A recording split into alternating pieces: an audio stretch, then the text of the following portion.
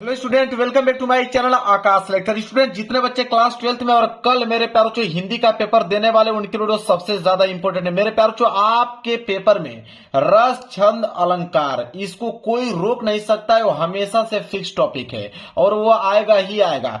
2 number का रस, 2 number का छंद और 2 नंबर का अलंकार। यूट्यूब पे हजारों वीडियोज आपको मिल जाएगी जिसमें बताया गया होगा अच्छे तरीके से रस छंद अलंकार। लेकिन मेरे प्यारों जो परिभाषा इतना डिफिकल्ट, उदाहरण इतना डिफिकल्ट कि आप याद ही नहीं कर पाओगे। लेकिन वादा करता हूं मेरे प्यारों कि वीडियो समाप्त होते होते परिभाषा भी आपके जबान पे होगा और उदाहरण भी आपके जबान पे होगा। इतना ज्यादा सिंपल आप लोगों के लिए लेकर आ गया हूं वीडियो। 6 नंबर बिल्कुल क्लियर, इसको कोई रोकेगा नहीं। सबसे पहले हम लोग रस की बात करते हैं। रस में सबसे पहले हम श्रृंगार रस बात करेंगे। जो पेपर में आता है वही बताऊंगा, एक्स्ट्रा की कोई चीज बताने वाला नहीं हूं। तो श्रृंगार रस इंपॉर्टेंट है, हर साल आता है मेरे प्यारों। तो श्रृंगार रस को देख लेते हैं कितना अच्छे तरीके से। देखिए, कह रहा है कि 3 वर्ड याद करना है। एक आपको विभाव, एक आपका अनुभाव, एक आपका संचारी भाव। 3 शब्द अगर याद हैं तो किसी भी रस का परिभाषा आप बना सकते हो। जैसे श्रृंगार रस में जब विभाव, अनुभाव तथा संचारी भाव का संयोग होता है, बस 3 शब्द हैं, विभाव, अनुभाव, संचारी भाव। इन तीनों को मिला दीजिए, मतलब संयोग कर दीजिए, तो रति नामक अस्थायी भाव से श्रृंगार रस की उत्पत्ति होती है। तो जब विभाव, अनुभाव, संचारी भाव का संयोग होता है तो रति नामक अस्थायी भाव से श्रृंगार रस की उत्पत्ति होती है। याद हो गया कि नहीं, बताइए ईमानदारी से। चलिए एक बार और दोहरा देता हूं कि जब विभाव, अनुभाव, संचारी भाव का संयोग होता है तो रति नामक अस्थायी भाव से श्रृंगार रस की उत्पत्ति होती है। उदाहरण देखिए, कह रहा है कि कहत नठत रिझत खिजत, मिलत खिलत लजियात, भरे भवन में करत है ननहू ही सो बात। कितना सिंपल है मेरे प्यारों, आराम से याद हो जाएगा। किताब में जाके देखिए, इतना ज्यादा डिफिकल्ट दिया कि आप याद ही नहीं कर पाओगे उदाहरण इसका। तो श्रृंगार रस का काम खत्म। वीर रस की अगर हम बात करें तो वीर रस में देखिए वही 3 शब्द, विभाव, अनुभाव, संचारी भाव। इसमें भी संयोग होगा, लेकिन यहाँ पे रति नामक अस्थायी भाव से श्रृंगार रस की उत्पत्ति हो रही थी, यहां से उत्साह नामक अस्थायी भाव से वीर रस की उत्पत्ति होगी। बस इतना ही अंतर है। तो इसका क्या होगा कि जब विभाव, अनुभाव तथा संचारी भाव का संयोग होता है, मिलन होता है, तो उत्साह नामक अस्थायी भाव से वीर रस की उत्पत्ति होती है। अब उदाहरण तो भाई हमने मतलब बचपन में ही ये कहानी सुनी थी, ठीक है, झांसी वाली रानी की, कि बुंदेलो हर बोलो के मुख हमने सुनी कहानी थी, खूब लड़ी मर्दानी वो तो झांसी वाली रानी थी। ये तो सबको याद ही होगा मेरे प्यार बच्चों, लेकिन आप लोगों को नहीं मालूम था कि वीर रस का उदाहरण है। कितना सिंपल है बताइए। तो श्रृंगार रस और वीर रस दोनों समाप्त हमने कर दिया। एक रस और बचा है जो कि हास्य रस है, जो कि पूछता है पेपर में, ठीक है, उसका भी निपटारा करते हैं बहुत आसान तरीके से। हास्य रस की अगर हम बात करें तो लिखेंगे कि जब विभाव, अनुभाव, संचारी भाव का संयोग होता है। देखिए तीनों रस में पहली लाइन सेम रहेगा, बस यहां पे थोड़ा सा चेंज हो रहा है कि जब विभाव, अनुभाव, संचारी भाव का संयोग होता है तो हास नामक अस्थायी भाव से हास रस की उत्पत्ति होती है। मतलब हास नामक अस्थायी भाव से हास रस की उत्पत्ति हो रही थी, वहां पे उत्साह नामक अस्थायी भाव से वीर रस की उत्पत्ति हो रही थी, वहां पे रति नामक अस्थायी भाव से श्रृंगार रस की उत्पत्ति हो रही थी। बताइए कितना सिंपल है। और पहली लाइन तो आपका सेम ही है सब में।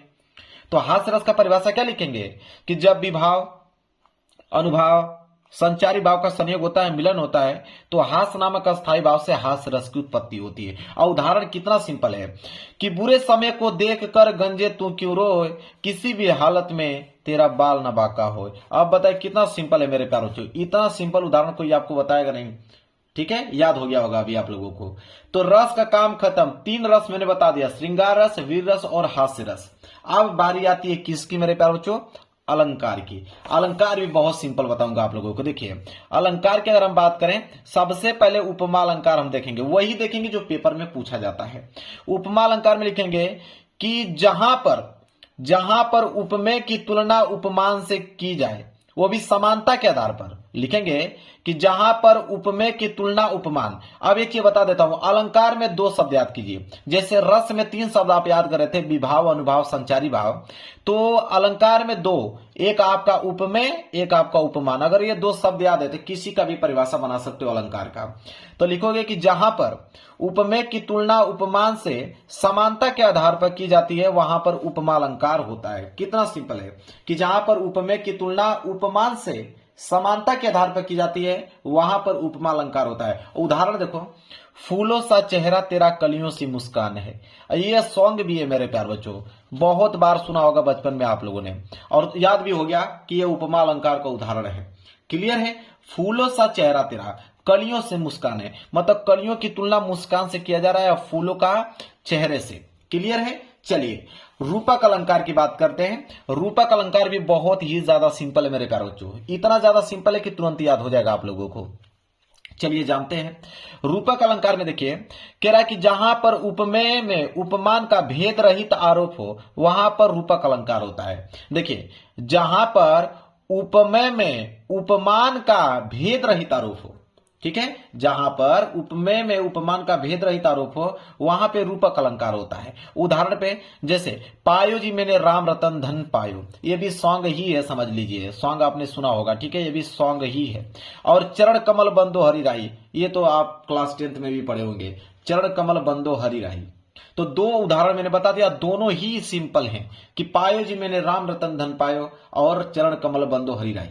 तो रूपक अलंकार भी समाप्त हो गया। याद हो गया कि नहीं? ईमानदारी से आप लोग कमेंट करके बताइएगा जरूर से। इसके बाद यमक अलंकार, चलिए इसका भी निपटारा करते हैं। यमक अलंकार है कि जहां पर कोई शब्द एक से अधिक बार आए और उसका अर्थ अलग अलग हो वहां पर यमक अलंकार होता है।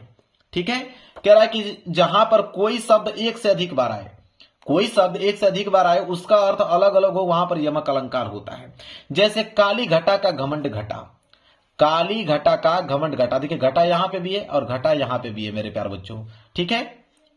देखिए तो एक ही शब्द दो बार आ गया और दोनों का अर्थ अलग अलग है। जैसे इस घटा का अर्थ है बादल, ठीक है, और इस घटा का अर्थ है घटनाएं। तो मेरे प्यार बच्चों एक शब्द दो बार आया लेकिन दोनों के ही अर्थ अलग अलग हो गए कि नहीं? तो जहां पर कोई एक शब्द एक से अधिक बार आए और उसका अर्थ अलग अलग हो वहां पर यमक अलंकार होता है। इसी तरह सोना कितना सोना है, सोना जैसे तेरा मन, ये भी सॉन्ग ही है। बिल्कुल मेरे प्यारे, आधा से अधिक तो मैंने उदाहरण सॉन्ग ही चूज कर लिया है ताकि आपको आसानी से याद हो पाए। इसीलिए मैं बोला हूं शुरू में ना कि इतना आसान आप लोगों को कोई बताने वाला नहीं है, याद हो जाएगा तुरंत 5 मिनट के अंदर। श्लेष अलंकार देख लीजिए। श्लेष अलंकार में लिखिएगा कि जहां पर कोई शब्द एक ही बार आए लेकिन उसके अर्थ अलग अलग हो वहां पर श्लेष अलंकार होता है। मतलब कोई एक शब्द एक ही बार आएगा लेकिन उसके अर्थ अलग अलग होंगे। मैंने दो उदाहरण लिया है कि प्रियतम बतला दो लाल मेरा कहां है, प्रियतम बतला दो कि लाल मेरा कहां है। इसके बाद दूसरा है कि रईमन पानी राखिए बिन पानी सब सून, पानी गए न उबरे मोती मानुष चून। ये भी हाई स्कूल में आपने क्लास 10th में पढ़ा होगा, ठीक है मेरे प्यारे बच्चों। तो दोनों ही उदाहरण जो है मेरे प्यारे बच्चों बिल्कुल सिंपल मैंने ले रखा है, कोई दिक्कत नहीं, आराम से इसको याद कर पाओगे आप लोग। क्लियर है? चलिए अब अलंकार का भी काम यहाँ पे हो गया बिल्कुल खत्म। अब हम बात करेंगे छंद को लेकर, ठीक है। तो छंद में सबसे पहले हम लोग दोहा देखेंगे। सबसे पहले हम लोग दोहा देखेंगे कि यह एक अर्ध सम्मात्रिक छंद है। इसको याद कर लीजिए कि यह एक अर्ध सम्मात्रिक छंद है, इसमें 4 चरण होते हैं, ठीक है। यह एक अर्ध सम्मात्रिक छंद है, इसमें 4 चरण होते हैं। पहले और तीसरे चरण में 13-13 मात्राएं। देखिए 13 सही ट्रिक बना लीजिए। देखिए यह हो गया पहला, ये हो गया तीसरा, ये हो गया पहला, ये हो गया तीसरा। तो ट्रिक लगा दीजिए कि पहले और तीसरे चरण में 13-13 मात्राएं, बचा आपका दूसरा और चौथा, तो दूसरे चौथे में 11-11 मात्राएं होती हैं। ट्रिक बन गया कि नहीं? कि यह एक अर्ध सम्मात्रिक छंद है, इसमें 4 चरण होते हैं, पहले और तीसरे चरण में 13-13 मात्राएं और दूसरे और चौथे चरण में 11-11 मात्राएं होती हैं। उदाहरण देख लो कि मेरी भव बाधा हरो, हरो राधा नागरी सोई। देखिए कितना सिंपल है, मेरी भव बाधा हरो राधा नागरी सोई, जात तन की छाई परे श्यामु हरित दुती होई। कितना सिंपल है, चेक कर लीजिएगा। पहले और तीसरे में 13-13 मात्राएं, दूसरे और चौथे में 11-11 मात्राएं होती हैं। अब जब दोहा आपको याद हो जाए, जब दोहा आपको याद हो जाए तो सोरठा ऑटोमेटिक याद हो जाएगा। सिर्फ आप दोहा याद कर लीजिए, सोरठा का परिभाषा उदाहरण तुरंत आप लिख पाएंगे। देखिए क्योंकि सोरठा दोहा का उल्टा होता है मेरे प्यारे बच्चों। तो सोरठा में लिखेंगे कि यह एक अर्ध सम्मात्रिक छंद है, इसमें 4 चरण होते हैं। पहली लाइन देखिए, इसमें भी पहली लाइन सेम है, इसमें भी पहली लाइन सेम है, बस अंतर यह है कि इसमें पहले और तीसरे चरण में 11-11 मात्राएं और दूसरे और चौथे चरण में 13-13 मात्राएं होती हैं। और सोरठा जो होता है वो दोहे का उल्टा होता है मेरे प्यारे बच्चों। तो अगर इसका परिभाषा अगर आपको याद है मेरे प्यारों तो इसका भी परिभाषा बना दोगे तुरंत। इसका उदाहरण याद है तो इसी उदाहरण को उल्टा कर दोगे तो ये उदाहरण बन जाएगा। अब देखो, राधा नागरी सोई को आगे कर दो, मेरी भव बाधा हरों को पीछे कर दो। देखिए, राधा नागरी सोई आगे आ गया, मेरी भव बाधा हरों पीछे चला गया। इसी तरह श्यामु हरि दुती होई को आगे हमने कर दिया, जा तन की छाई परे को हमने क्या कर दिया, पीछे कर दिया। बस, तो अगर आपको दोहा याद हो गया तो आप ऑटोमेटिक सोरठा का परिभाषा और उदाहरण लिख पाओगे। अब आपका रस छंद अलंकार मात्र 10 मिनट के अंदर में, और इतना सिंपल परिभाषा और सिंपल उदाहरण के साथ मैंने खत्म कर दिया। वीडियो पसंद आई तो वीडियो को जरूर लाइक कर दीजिएगा। चैनल पर नहीं होगा तो चैनल को जरूर सब्सक्राइब कर लीजिएगा। मिलेंगे प्यार से नेक्स्ट वीडियो में, तब तक के लिए धन्यवाद।